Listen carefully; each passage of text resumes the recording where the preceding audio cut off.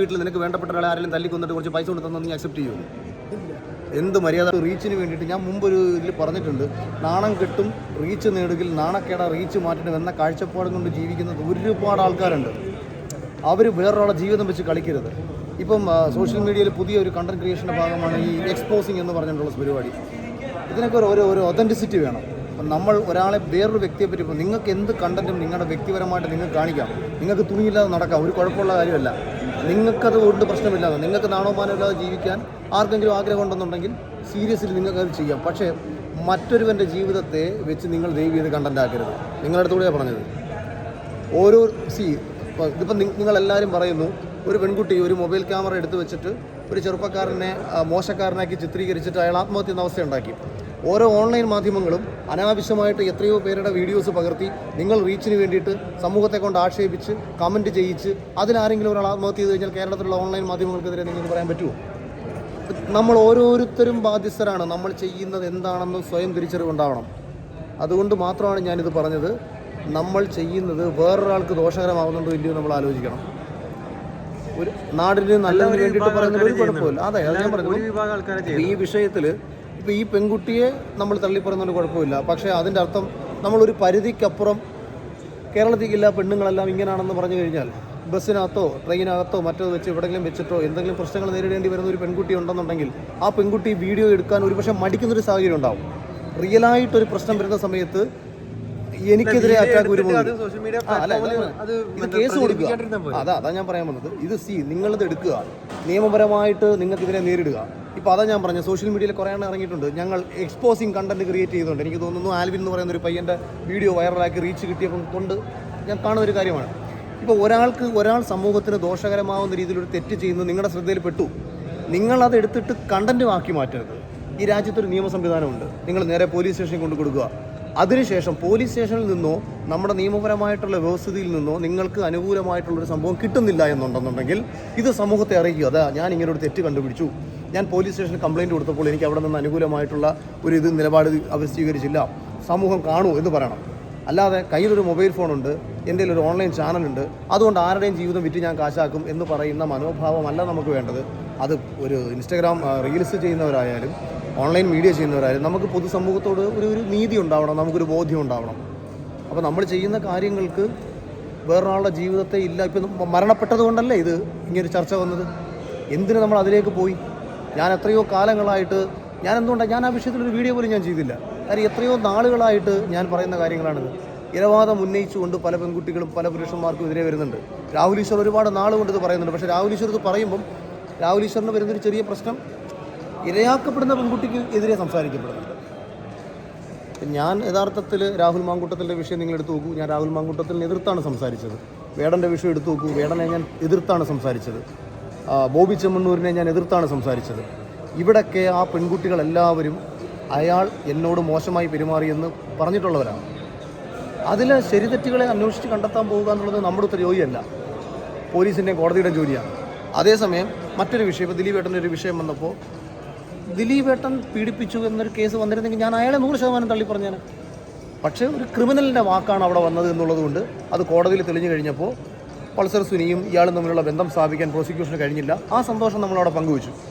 അപ്പം നമ്മൾക്കെതിരെ ഒരു വിഭാഗം ആൾക്കാർ തിരിയുകയാണ്. അതാണ് നമ്മുടെ സമൂഹത്തിൻ്റെ പ്രശ്നം. പല വിഷയങ്ങളിലും ഞാൻ ഏഷ്യാനെറ്റ് പോലൊരു ചാനലിൽ ബിഗ് ബോസ് വിജയിച്ച് കഴിഞ്ഞതിന് ശേഷം അതേ ഷോയിലെ പെൺകുട്ടികൾക്ക് ഇൻ്റർവ്യൂവിന് പോയ സമയത്ത് നേരിടേണ്ടി വന്ന ബുദ്ധിമുട്ടുകൾ ഞാൻ സമൂഹത്തോട് സധൈര്യം പറയുമ്പോൾ, നഷ്ടങ്ങൾ എനിക്കുണ്ടാവുമെന്ന് തിരിച്ചറിയുമ്പോൾ അതിനെ സപ്പോർട്ട് ചെയ്യാതെ അതിനെ തള്ളിപ്പറഞ്ഞ ഫെമിനിസ്റ്റുകളുമുണ്ട്. ഷോയിൽ തന്നെ പങ്കെടുത്തിട്ടുള്ള സ്ത്രീകൾ ഉൾപ്പെടെ ഉള്ളത്. അവർക്ക് ആവശ്യം ചാനലിനെയും ചാനലിൻ്റെ അണിയറ പ്രവർത്തകരെയും, കാര്യം അവർക്ക് നിലനിൽപ്പാണ് പ്രാധാന്യം. അവരവിടെ എന്നെ തള്ളിപ്പറഞ്ഞു. എന്നിട്ട് ദിലീപേട്ടൻ ഉമ്മ കൊടുത്തൊരു ഫോട്ടോ ഇട്ടപ്പോൾ അവരെന്നെ ആക്ഷേപിച്ചുകൊണ്ട് സ്റ്റോറി ഇട്ടു. ഇപ്പോൾ റിയാസ്, അപ്പം ഞാൻ ദിലീപേട്ടന് ഉമ്മ കൊടുത്ത്, അതായത് കോടതി വെറുതെ വിട്ട ഒരാൾക്ക് ഞാൻ പോയി കണ്ട സന്തോഷം പങ്കുവച്ചൊരു ഫോട്ടോയിൽ ഇപ്പോൾ റിയാസ് വന്ന് ആക്ഷേപിച്ചുകൊണ്ട് സ്റ്റോറി ഇടുന്നു. ഇതേ റിയാസ് പങ്കെടുത്ത ഒരു ഷോയിൽ 3 പെൺകുട്ടികൾ പരസ്യമായിട്ട് വന്നിട്ട് ഞങ്ങൾക്ക് മോശം അനുഭവം ഉണ്ടായിട്ടുണ്ടെന്ന് പറഞ്ഞപ്പോൾ അന്ന് അതിനെ അനുകൂലിച്ച എന്നെ തള്ളി പറയുന്നു. അതാണ് പ്രശ്നം വരുന്നത്. നമ്മൾ ഓരോ വിഷയത്തിൻ്റെയും ശരികൾക്ക് വേണ്ടി സംസാരിക്കുക, അത് മാത്രമാണ് എൻ്റെ കാഴ്ചപ്പാട്. അത് ഉണ്ടാകുന്നില്ല, നമുക്ക് സന്തോഷമല്ലേ ഉള്ളൂ. പക്ഷേ അവരും അപ്പുറത്തുള്ള ആൾക്കാരെ തള്ളിപ്പറയാൻ വേണ്ടിയല്ല ഉണ്ടാക്കേണ്ടത്. സമൂഹത്തിൽ പുരുഷന്മാർക്ക് എന്തെങ്കിലും ബുദ്ധിമുട്ട് നേരിടുന്നുണ്ടെങ്കിൽ നാളെ ഇതേപോലെ ഒരു പെൺകുട്ടി ശരിക്കുള്ള കേസായിട്ട് മുന്നോട്ട് വന്നു കഴിഞ്ഞാൽ അവർ തള്ളി പറയും. ഞാൻ ഇതിനെ തള്ളി പറഞ്ഞിട്ടില്ലല്ലോ. ഞാൻ ഇത് ഒരു പെൺകുട്ടിയല്ല പറയുന്നത്, എല്ലാവരെയും മറ്റൊരുവൻ്റെ ജീവിതം വെച്ച് കണ്ടന്റ് റീച്ച് ഉണ്ടാക്കുന്ന വ്യക്തികളെയും ഓൺലൈൻ മാധ്യമങ്ങളെയും അല്ലേ ഞാൻ കുറച്ച് മുമ്പ് പറഞ്ഞത്, നിങ്ങളോട് തന്നെയല്ലേ ഞാൻ പറഞ്ഞത്. വേറെ ആരുടെയും ജീവിതത്തിൽ ദോഷകരമായി ബാധിക്കുന്നൊരു കാര്യം ചെയ്യാതിരിക്കുന്ന ഞാൻ പറഞ്ഞത്. ഒരാൾക്ക് വിഷമമാണെന്നുണ്ടെങ്കിൽ അത് നിങ്ങൾ തിരിച്ചറിയണം. പക്ഷെ ആഘോഷിക്കുകയല്ലേ എല്ലാവരും ആഘോഷിക്കില്ലേ? മറ്റുള്ള ഒരു വിഭാഗം ആൾക്കാരല്ലേ ചെയ്യുന്നത്. അതായത് ഒരു വിഭാഗത്തെ നിങ്ങൾ തള്ളി പറയണം. അപ്പോൾ നിങ്ങളെ കൂട്ടത്തിൽ മോശക്കാരനെ നിങ്ങൾ തള്ളി. ഇപ്പോൾ ഇതിനകത്ത് 6 പേര്, എല്ലാ വിഭാഗത്തിലുണ്ടല്ലോ. ഇതിലാരാ മോശം? ഇതിലാരാ മോശം? ആരെങ്കിലും മോശമുണ്ടോ? അപ്പോൾ ഞാനെങ്ങനെ അറിയാം ഇതിനകത്ത് ആരാ നല്ലത് ആരാ മോശമെന്നും? അതേസമയം ഇപ്പം എന്താണ് ഒരു നമ്മുടെ അടുത്ത് ചോദിക്കാൻ പറ്റുന്ന ഒരു പ്രസ് ഉണ്ടെങ്കിൽ ആ പ്രസ്സിന് ഒരു അതൻറ്റിസിറ്റി ഉണ്ട്. അതിനെ നിയന്ത്രിക്കാൻ ഈ രാജ്യത്ത് ഒരു ഭരണ സംവിധാനമുണ്ട്. പക്ഷേ അതാ ഞാൻ പറഞ്ഞത്, അതിനെതിരെ നമുക്ക് പോകാം. നിങ്ങൾക്കെതിരെ നിങ്ങളുടെ കൂട്ടത്തിൽ ഒരാൾ പറഞ്ഞാൽ നമുക്കറിയില്ലല്ലോ. ഇപ്പോൾ അകത്ത് പ്രസ് മീറ്റിൽ ഏഷ്യാനെറ്റ്, മനോരമ അവരൊക്കെ ഉണ്ട്. അവർക്ക് ഉത്തരവാദിത്തമുണ്ട്. അവരൊരു ഇല്ലാത്തൊരു കാര്യം കൊടുത്താൽ അവർക്ക് അവിടുന്ന് ചോദ്യം വരും. അതുകൊണ്ടാണ് ഇടക്കാലത്ത് മീഡിയ കൊണ്ട് നിരോധിക്കപ്പെട്ടത്. അപ്പം നമുക്ക് എന്തും കാണിക്കുക എന്നുള്ളതല്ല. അതൊരു ഒരു പെൺകുട്ടി ഒരുവൻ്റെ ജീവിതം ഇല്ലാതാക്കിയപ്പോൾ എല്ലായ്പ്പോഴും നമ്മുടെ പ്രശ്നം ചർച്ചയാകുമ്പോൾ മാത്രമേ നമ്മളൊരു വിഷയത്തിൻ്റെ ഗ്രാവിറ്റിയെക്കുറിച്ച് സംസാരിക്കുന്നുള്ളൂ. നമ്മളതിന് മുന്നേ മനസ്സിലാക്കണം. നമ്മളിത് പറയുമ്പോൾ ആൾക്കാരപ്പം നമ്മളെ എതിർത്തുകൊണ്ടേയിരിക്കും. ഞാനതുകൊണ്ടാണ് ഞാൻ യഥാർത്ഥത്തിൽ എനിക്ക് വേണമെന്നുണ്ടെങ്കിൽ എനിക്ക് ഫേസ്ബുക്കിലും യൂട്യൂബിലും ഒരു വീഡിയോ ഇട്ടാൽ പൈസ കിട്ടുന്ന ഒരാളാണ്. എനിക്ക് തോന്നുന്നു രാഹുൽ ഈശ്വർ പറഞ്ഞ വീഡിയോയ്ക്ക് 1.5 ലക്ഷം ലൈക്ക് അങ്ങാണ്ട് ഞാൻ കണ്ടു. രാഹുൽ ഈശ്വർ പറഞ്ഞത് എനിക്ക് കാശിന് വേണമെന്നുണ്ടെങ്കിൽ ഈ ചെറുപ്പക്കാരൻ്റെ മരണത്തെ എനിക്കും വിറ്റ് കാശാക്കാം. എനിക്കും കാശാക്കാം. ദീപകിൻ്റെ മരണത്തെ വിറ്റ് വേണമെങ്കിൽ എനിക്കും കാശാക്കി മാറ്റാം. ഞാൻ മിണ്ടാതിരുന്നതിൻ്റെ കാരണം ആ കുടുംബത്തിനാണ് നഷ്ടം സംഭവിച്ചത്. ഞാനിവിടെ ദീപക് എന്ന് പറയുന്ന മനുഷ്യന് വേണ്ടിയിട്ട് വാതോരാതെ സംസാരിച്ചിട്ട് 4 ദിവസം കഴിയുമ്പോഴത്തേക്ക് ഈ സോഷ്യൽ മീഡിയ വഴി യൂട്യൂബ് വഴി കിട്ടുന്ന കാശ് കഴിഞ്ഞതിന് ശേഷം ആ കുടുംബത്തിൻ്റെ നഷ്ടം ആര് നിർത്തി കൊടുക്കും? ഈ പെൺകുട്ടിക്കെതിരെ ഈ പെൺകുട്ടി ചെയ്ത തെറ്റിന് എങ്ങനെ നമുക്കത് പരിഹരിക്കാൻ പറ്റും? അപ്പം നമ്മൾ തടയാനാ നോക്കുന്നത്, മുൻകൂട്ടി ചെയ്യും. അതായത് ധനസഹായം. ഇപ്പം നിൻ്റെ വീട്ടിൽ നിനക്ക് വേണ്ടപ്പെട്ട ഒരാളെ ആരെങ്കിലും തല്ലിക്കൊന്നിട്ട് കുറച്ച് പൈസ കൊടുത്തെന്ന് നീ അക്സെപ്റ്റ് ചെയ്യുമോ? എന്ത് മര്യാദയായിട്ട് വർത്താനം പറയുന്നത്? എനിക്ക് ഇപ്പം എൻ്റെ അച്ഛനെ ആരെങ്കിലും ഒരു കാലത്ത് ഇല്ലാതാക്കിയതിന് ശേഷം എനിക്ക് കുറച്ച് പൈസ കൊടുത്തിരിക്കുകയാണ്. അങ്ങനെയാണെന്നുണ്ടെങ്കിൽ ആയിരിക്കാൻ അല്ല, ആരാ പൈസ കൊടുത്ത് സഹായിക്കുന്നത് തെറ്റല്ല. അതല്ല ഞാൻ പറഞ്ഞത്. ഇപ്പം നമ്മളെ കടലിൽ ജോലിക്ക് പോയിട്ടുള്ള 2 നാവികം കപ്പലിലുള്ളവരെ നമ്മൾ ഇറ്റാലിയൻ നാവികർ വെടിവെച്ച് കൊന്നു. അന്ന് ഇറ്റലി പറഞ്ഞു നമ്മൾ ഒരുപാട് പൈസ കൊടുക്കാമെന്ന് പറഞ്ഞു. പക്ഷേ അത് നമ്മൾ അനുകൂലിച്ചായിരുന്നു. ഇല്ല, നമുക്ക് ആ പൈസ വേണ്ടെന്നാണ് പറഞ്ഞത്. നമ്മളതിന് ആ നിയമ പോരാട്ടം നമ്മൾ നടത്തി. അപ്പം ഇപ്പോൾ ഇപ്പം ഒരു വണ്ടി ഓടിച്ച ഒരാൾ വരാതെ നോക്കണമെന്നാണ് ഞാൻ പറഞ്ഞത്. ഒരു മരണം സംഭവിക്കുന്നതിന് മുന്നേ ഞാനിത് കുറേ നാൾ മുന്നേ പറയുന്നുണ്ട്. ഞാൻ അവിടെ കണ്ടന്റിന് വേണ്ടിയല്ല പറഞ്ഞത്, ഞാനിത് തടയാൻ വേണ്ടിയാണ് പറഞ്ഞത്. ഇത്തരത്തിൽ കാണിക്കുന്ന ആൾക്കാർക്കെതിരെ നമ്മൾ നേരത്തെ പറയുന്നുണ്ടായിരുന്നു. പക്ഷേ ഇന്നലെ ആരും ശ്രദ്ധിച്ചില്ല. അവസാനിക്കുകയാണ്. ഇപ്പം നമ്മൾ അർജുൻ മരണപ്പെട്ട സമയത്ത് മാധ്യമങ്ങൾ മുഴുവൻ അർജുൻ്റെ മരണത്തെ ആഘോഷിച്ചു. അത് കഴിഞ്ഞിട്ട് ഇന്ന് അർജുൻ്റെ കുടുംബം എങ്ങനെ ജീവിക്കാൻ നോക്കുന്നുണ്ടോ? വാർത്തകൾക്കപ്പുറത്തേക്ക് ഉള്ള സത്യങ്ങളിലേക്ക് ആരും പോകുന്നില്ല. അങ്ങനെ പോകുന്ന മനുഷ്യരുണ്ട്. അവർ ആരെയും കാണിക്കാൻ ശ്രമിക്കത്തില്ല. ഇപ്പം നമ്മളൊരാളെ സഹായിച്ചത് 4 പേരെ കാണിക്കുന്ന ആൾക്കാരുണ്ട്. ഒരു തെറ്റല്ല, കാണിക്കുന്നതിനൊരു തെറ്റൊന്നുമില്ല, കാണിക്കുന്നത് കാണിച്ചോളാം. പക്ഷേ കാണിക്കാതെ സഹായിക്കുന്ന മനുഷ്യരുണ്ട്. കാരണം അവരുടെ ഉദ്ദേശം കാണിക്കുക എന്നുള്ളതല്ല, സഹായിക്കുക എന്നുള്ളതാണ്. മറ്റൊരു ഉദ്ദേശം ഇത് രണ്ടുമാണ്. ഒരേ സമയം സഹായിക്കുക, ഒരേ സമയം അത് വിറ്റ് കൺവേർട്ട് ചെയ്ത് മാർക്കറ്റ് ചെയ്യപ്പെടുക. അങ്ങനെ അപ്പോൾ രണ്ടും തെറ്റല്ല. അപ്പോൾ നമ്മൾ ഓരോരുത്തർക്കും ഓരോ ഉദ്ദേശശുദ്ധിയുണ്ട്. ഇപ്പം ഞാൻ ഒരു മരണപ്പെട്ട് കഴിഞ്ഞപ്പോൾ ഞാൻ കിടന്ന് അലറി വിളിക്കുക അല്ല അവിടെ വേണ്ടത്.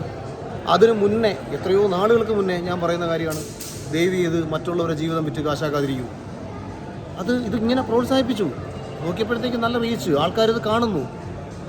ഇതിനെ ആഘോഷിച്ച് ഒരുവൻ്റെ ജീവിതം ഇല്ലാതാക്കി കഴിഞ്ഞപ്പോഴത്തേക്ക് നമ്മളൊന്ന് ചോദിക്കുകയാണ്, അതെന്താ ഇനി എന്താ ചെയ്യാൻ പറ്റുക? ഇനിയിപ്പോൾ നമുക്ക് എന്ത് ചെയ്യാൻ പറ്റും? ഒരുവന് മാനവ മര്യാദയ്ക്ക് സമൂഹത്തിൽ ജീവിച്ച ഒരാൾ ഇല്ലാതായി. ഇതുപോലെ പ്രശ്നങ്ങൾ നിങ്ങൾക്ക് അറിഞ്ഞുകൂടാത്ത ഇത്തരത്തിലുള്ള പ്രശ്നങ്ങൾ പലയിടത്തും നടന്നിട്ടുണ്ട്. പണ്ട് വയനാട്ടിൽ ഒരു അധ്യാപകൻ, അപ്പോൾ